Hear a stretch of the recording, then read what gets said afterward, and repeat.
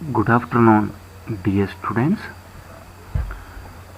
Today we are going to start the second kind of microbial interaction, that is negative interactions. One of the major types of interaction, either both the communities are adversely affected or one community will not get any benefit or both the communities will not get any benefit, are known as negative interactions. So among negative interactions, one of the common type of negative interaction that is mentioned in your syllabus is amensalism. So in this class we are going to discuss the details and mechanisms and features of amensalism with relevant examples and case studies. Okay, so amensalism is a negative interaction in which one population produces certain substances that will be acting as inhibitory substance for the next population. So due to this interaction, the organism may not get any benefit or it will adversely affect. One organism may not get any benefit and next organism it will be adversely affected. So thus this is a negative interaction. So this is otherwise known as amensalism, is otherwise known as antagonism. So the antagonistic relationship exists between two different organisms in a habitat is an excellent example of amensalism. So here one population produces the substances that is inhibitory to the other population. So the first population is always unaffected by these inhibitory substances. So the inhibitory substances produced by the first population may not be affected and that probably gain a competitive behavior in an ecological habitat. Okay, so that is the important aspect. And this antagonism mainly due to chemical inhibition, because they secrete certain substances. That substances mainly they are chemicals. Okay, that chemicals causes certain types of inhibition. Okay, thus it is known as chemical inhibition. And this antagonism, there are mainly two kinds. One is known as antibiosis and next one is allopathy. Okay, allelopathy and antibiosis are the two different types of chemical inhibition. So antibiosis is an antagonistic relationship between two different populations in which one will be adversely affected and they may gain competitive edges. Okay, so that is known as antibiosis. Okay, anti means against, biosis means life. Okay, so against the life. So one organism they produces certain substances that will be adversely affected by the next organism. So and allelopathy, it's an actual chemical inhibition of one organism due to the release of substances acting as the inhibitors of the growth. Okay, so there are chemical inhibitors chemical inhibition process in which one organism secretes and release certain chemical substances that act as the growth inhibitors. So this is a common example of antibiosis. So the example is, as you all know, in here you can see the fungi penicillium. Penicillium, as you all know, this is one of the most relevant discovery in the antibiotic era, that is made in 1929 by the great scientist Alexander Fleming. So the penicillium secretes certain type of chemical substances that inhibit the growth of Staphylococcus aureus, which is a gram positive cocci. okay, arranged in the morphologically, they are arranged in a grape-like cluster. Okay, so that is the here you can see this penicillium, that especially Chrysogenum or notatum, they produce a certain inhibitory substance. This particular area you can see there is no growth at all, and there is a zone of inhibition. Okay, and this zone of inhibition produced by this particular fungi act as an antibiotic substance that undergoes antibiosis, and this particular organism, the growth got inhibited. Okay, so this is an excellent example of antibiosis. So this is the electron microscopy picture of a penicillium. You know that. Okay, it's a painting brush border like appearance, and the conidia are arranged in the form of chain, and there is a highly branched conidiophore structure you can see, and this fungi produces the substance called chemical substance called penicillium. So this is an excellent example of antibiosis. So during antibiosis there will be a complex amensalism will happen in the natural habitat. Okay, and the natural habitat, the chemical substances that can act against the virus, okay, that will be virucidal and kill the virus, or that will be act against the fungus and can be inhibit the growth of fungi, that is fungistatic, and that can be inhibit the growth of bacteria, that is bacteriostatic, or that can be kill the bacteria, okay, that is bactericidal. So amensal relationship that can be virucidal, fungistatic, bacteriostatic and bactericidal. Okay, there will be preemptive colonization of the habitat. So the secreting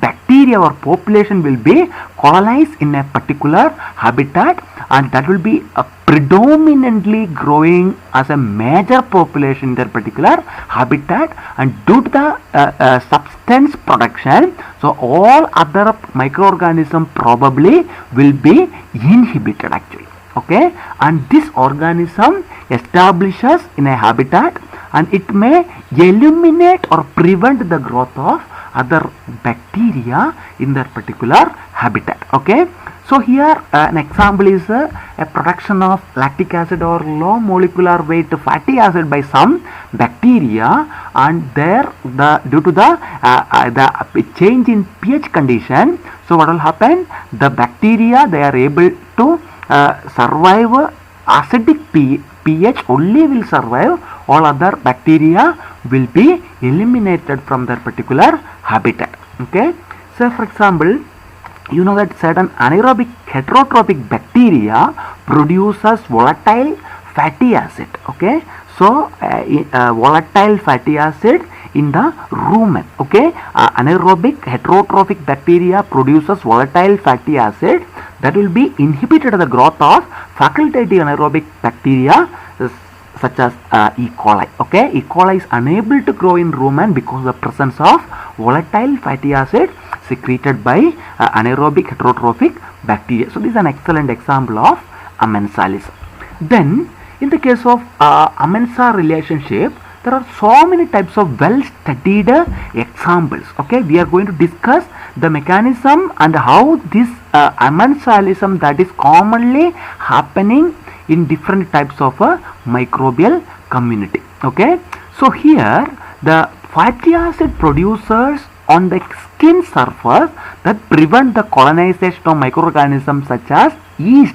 Okay, several yeast in the habitat. Okay, the fatty acid producers on skin surface, they will be able to produce the fatty acid in that particular surface. Yeast will not be able to colonize that much because they act as an inhibitory substance. So the acid production by microorganism in vaginal tract prevent the growth of one of the most pathogenic fungal yeast called Candida albicans. Okay, so especially you know that vulvovaginal candidiasis is a common disease caused by Candida albicans in vaginal tract. But the acid production by certain microorganisms in this particular vaginal tract will be preventing the growth of Candida.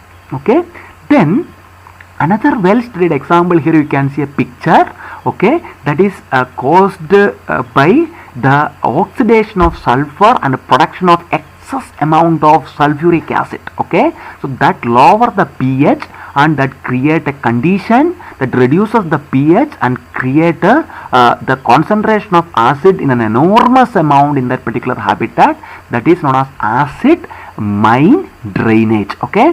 So here the oxidation of sulfur by a sulfur oxidizing bacteria called Thiobacillus thiobacillus, and that produces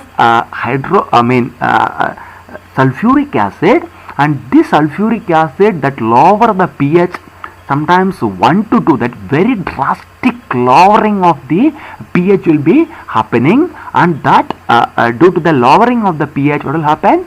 The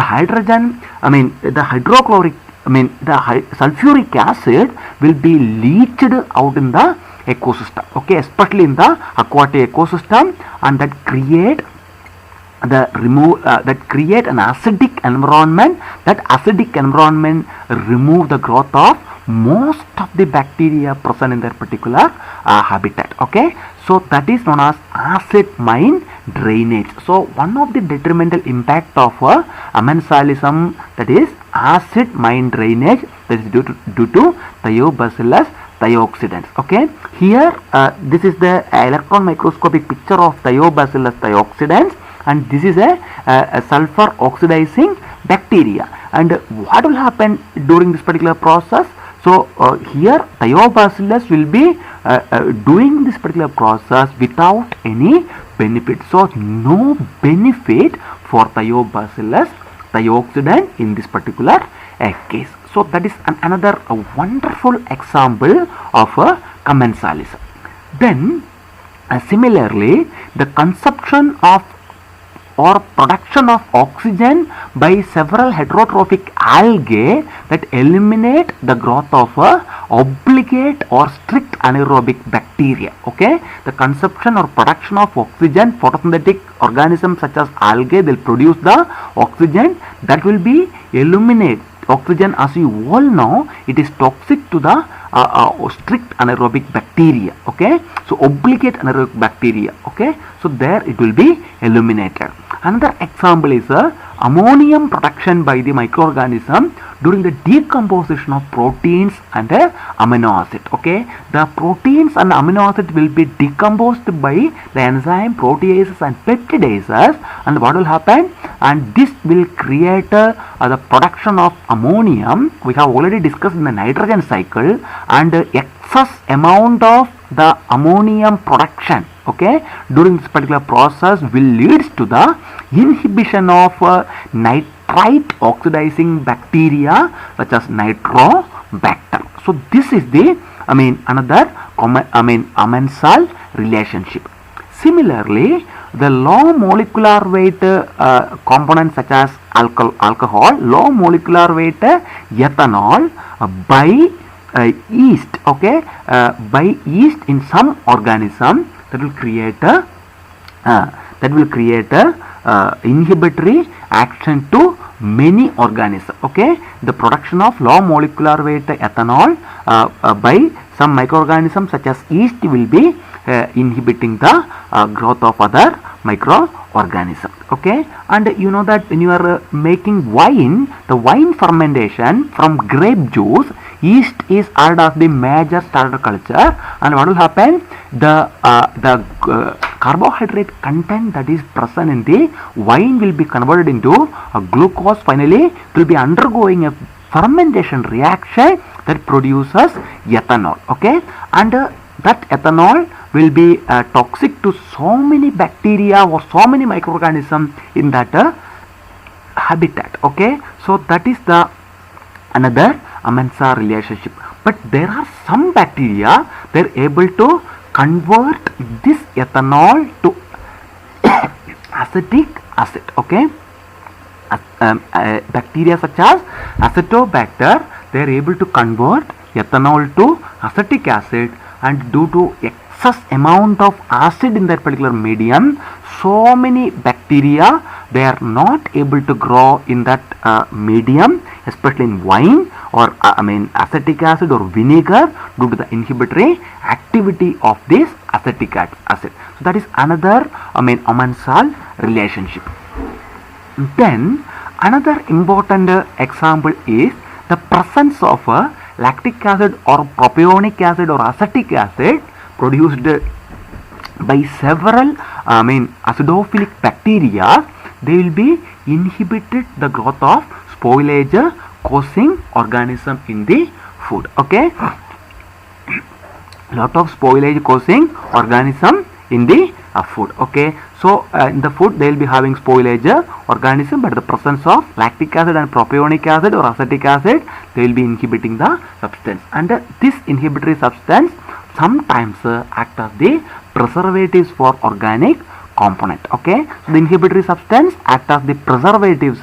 They preserve the organic the degradation of organic compound into further level. Okay, an excellent example is the degradation of cellulose by soil microorganism. Here you can see cellulose. It's a complex homopolysaccharide that consisting of a glucose monomer. They are connected by beta 1,4 glycosidic bond, and this is very difficult to break this bond. And what will happen during cellulose degradation? So many molecules will be produced, and cellulose moieties, hemicellulose moiety, similarly so many moieties will be produced, and what will happen, and this particular things will be yielding acidification. Okay, there are a lot of organic acids will be produced, and once this organic acid produces, that will prevent the breakdown of cellulose by the bacteria. Once the excess amount of acid production, the bacteria, they are able to degrade cellulose will be inhibited. Okay, so that the cellulose degradation will not happen further. So this is an excellent another example of a Amensal relationship. Then another very important example is we have already discussed the antibiosis, the production of antibiotic by several organisms. So as you all know, antibiotics are the substance which are secreted by one bacteria or one organism that will be inhibiting the growth of another bacteria. Hence it is known as antibiotic, and they are produced in the late logarithmic phase of the bacterial growth curve. Thus they are called as secondary metabolites. So they are called as secondary metabolites. So antibiotics are produced in the late logarithmic phase of the bacterial growth curve. Here you can see there is a pigment producing bacteria. Here you can see, okay, and here you can see another bacteria. So this particular bacteria secreted so many chemical substance that inhibit the growth of all these yellow colored colonies. Okay, similarly you can see the there will be a clear zone of inhibition around this particular bacteria, that is white or creamish white in color. So that means to say this particular bacteria will be able to secrete certain substances and they inhibit the growth of this bacteria. They are a yellow colored colonies. Okay, similarly here you can see one type of fungi that will be having, you can see this, okay, that produces certain type of peculiar substances, and you can see there will be a clear zone of inhibition. Okay, so this will be an excellent example of antibiosis, the production of antibiotics. Okay, antibiotics. So thus there is a zone of inhibition. Okay, so this is an excellent example. Similarly, antibiotic functions as it has a significant function in establishing the Amensal relationship. Okay, antibiotic production has the significant relevance in establishing the Amensal relationship. Okay, so certain organisms such as the opportunistic microorganism, there are a specific type of organism that grows in high concentration of organic compound. Such a type of compounds are known as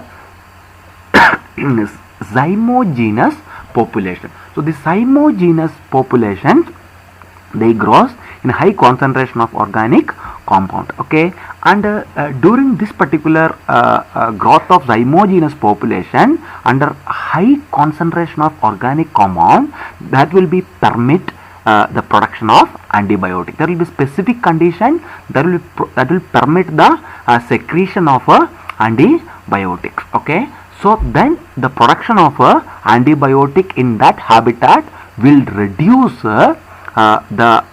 will inhibit the most of the other microorganism that is present in that particular habitat, and there will be a reduction of competition will take place. So it will reduce the competition by the antibiotic production by the zymogenous population. Okay, this is another example of a commensal, an amensal relationship. Okay, so another example is a production of antifungal agent. Okay, antibiotic production, sometimes antifungal agents will be able to play a very vital role in amensalism. Okay, so the antibiotic production by microorganisms that are associated with a certain plant. Okay, and they will be producing the secondary metabolites. Okay, so one such kind of fungi is that is a Cephalosporium gramium. Okay, Cephalosporium gramium is commonly infecting. It is commonly infecting maize, wheat, rice, or such kind of plants. Okay, so what will happen? This Cephalosporium gramineum, okay, will secrete certain antifungal agents, and that antifungal agent will eliminate most of the other fungal pathogens in that particular habitat. Okay, so due to that particular habitat, there will be less competition, and this Cephalosporium will be able to predominantly will grow over there. So this is another example. And another well studied amensal example is the presence of certain fungi known as certain dermatophytes called derma means skin. Okay, so dermatophytes means the fungi that is specifically grown on the surface of the surface of skin. Okay, organisms such as trichophyte and mentagrophytes. Okay, so that is the dermatophytes commonly present in a particular organism called New Zealander hedgehog. Okay, this is the organism here. Okay, New Zealander hedgehog, and this trichophyte and mentagrophyte, they are able to produce, this is trichophyte and mentagrophyte, they are able to produce penicillin in the skin of this hedgehog. Okay, so what will happen? So the presence of Staphylococcus that will be commonly produces the wound infection. Okay, Staphylococcus aureus commonly present in the wound infection, that if that is present in that habitat, it will be inhibited by this particular penicillin. Okay, so inhibition of penicillin, which is secreted by trichophyte and mentagrophyte, will happen to the penicillin sensitive Staphylococcus. Okay, if the Staphylococcus is that is a grape like structure, the gram positive bacteria, highly pathogenic bacteria. Okay, so if they are sensitive to penicillin, they will be able to inhibit. But certain condition, that Staphylococcus become extremely resistant to penicillin, all those kind of antibiotic now. Okay, so penicillin resistant Staphylococcus will be developed certain adaptation mechanism and resist this particular habitat. Okay, then what will happen? So that Staphylococcus also will start resist the impact of penicillin that is produced by trichophyte and mentagrophyte, and they will be due to that adaptation what they have acquired in this habitat. Okay, due to this particular process, what will happen? There is a neutralization of amensal relationship will happen. The relationship will be neutralized in that particular habitat. So this is the well studied example for a amensalism or a antagonistic relationship. So another example, the production of bacteriocin. Bacteriocins are low molecular weight proteins or peptides that will be having antibacterial or antimicrobial properties. So these bacteriocins are commonly secreted by gram-negative coliforms. Similarly, gram-positive bacteria, okay, gram-positive bacilli such as lactobacillus and gram-positive cocci such as pediococcus, okay. So these are the main antibacterial agent, bacteriocin, okay. And this bacteriocin is also similar to antibiotic, but the mode of action, the antibiotic, as you all know, most of the antibiotic will be having the specific mechanism, either cell wall inhibition, peptide-like inhibition, okay, 16 is RDN, 16 is ribosomal subunit inhibition, okay, similarly nucleotide inhibition, okay, all such kind of basic mechanisms are there. See here the mode of action of these bacteriocins are different from antibiotic. That the antibiotic, the bacteriocin mainly integrate in the membrane of bacteria or other organism and destabilize the membrane. So that is the mode of action. And the gene, it is considered a gene required for the synthesis of bacteriocin, that is either located in the plasmids or it is a transposon that is present in the bacteria, okay. And generally a common well-studied example of this amensal relationship that is seen in the lactobacillus delbrueckii and lactobacillus pentosis, lactobacillus casei, okay, all such kind of lactobacillus bulgaricus, okay, they produces this bacteriocin called niacin, okay. And this niacin, because of the presence of niacin in certain dairy product, you know that lot of lactobacillus are present, okay. That lactobacillus are able to produce bacteriocin, and that bacteriocin can kill the food spoilage microorganism, and they will be able to extend the shelf life of so many dairy product, okay, so many dairy product. Thus this particular compound mainly call it as a biopreservatives, okay. The biopreservatives in food industries are lactobacillus, pediococcus, all those kind of organisms. They are able to secrete bacteriocin. That presence of bacteriocin will be helps to inhibit the growth of spoilage producing bacteria in the food items, okay. So that is and then it will extend the shelf life of the food item actually, okay.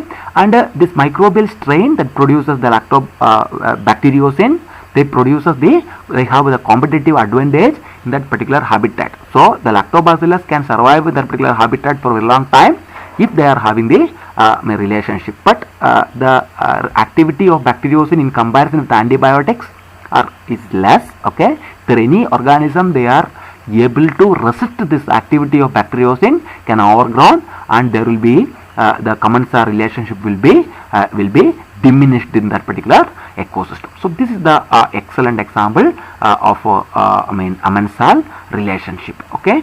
So that is the activity of bacteriocin in the shelf life enhancement of food items. So now we are concluding today's class, okay.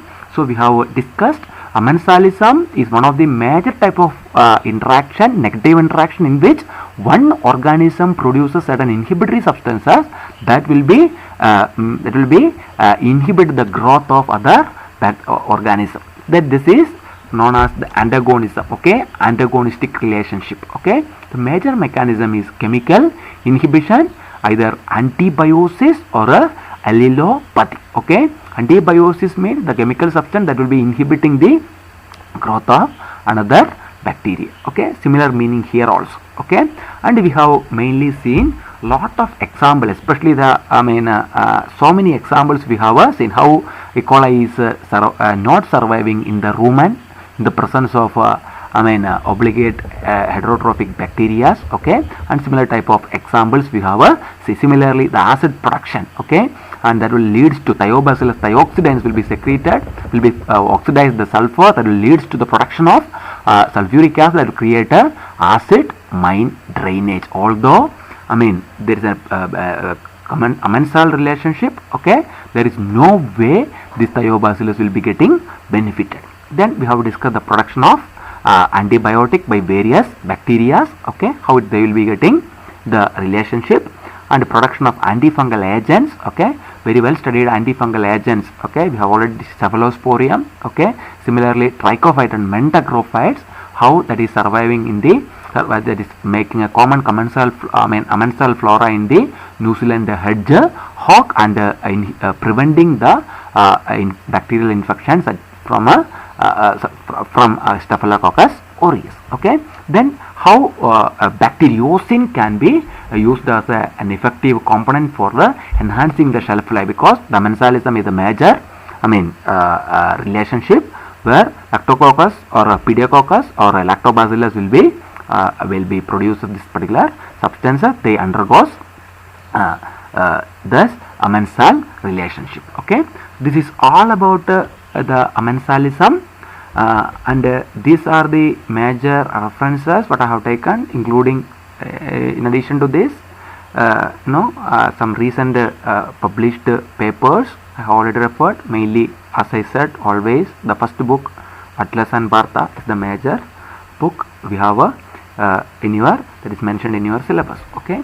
so this is an excellent example of how acid mine drainage. Here you can see that this how this is the amensal relationship of thiobacillus thioxidans, okay, creates this acid mine drainage, okay, and one of the detrimental impact of amensalis. Okay, so thank you for watching this particular class. If you are having any clarification or doubt, you can post me, or you can mail me, or you can post it in the comment below. Okay, have a great time, have a great